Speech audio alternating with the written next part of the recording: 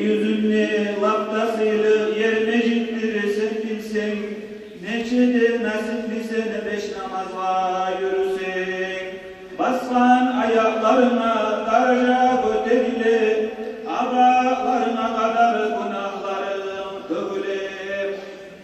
Mecitlige hasret olsa kimli yüreği, aşkın saltılığına bulacak onu yeri.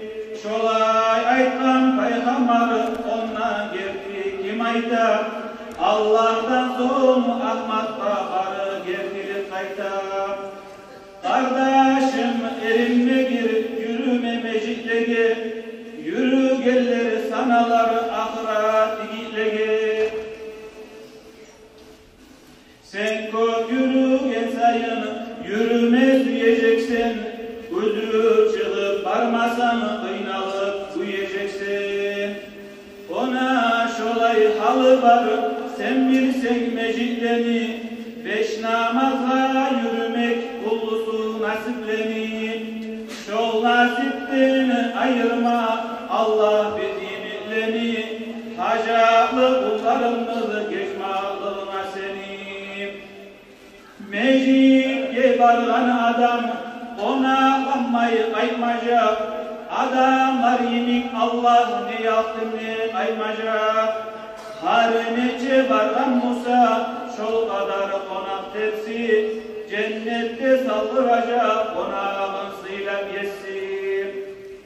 Kimni adatı olsa yürümek mecitlige, mu'minler yavaş olar şahalığın etmegi. Mecid Allah'ını uyur, ondan sıyrı uy yoktur.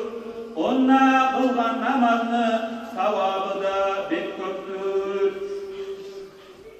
Akça köppere bulsa yıralara barasan, mecit'te köppereci tüydenege kalasan.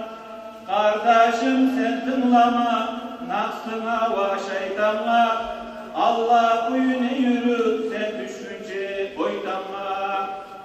Oytanma bir düşken son, ondan kaydıp çıkma yok. Hay amanla ne fayda diyenden son ajal o, ajal o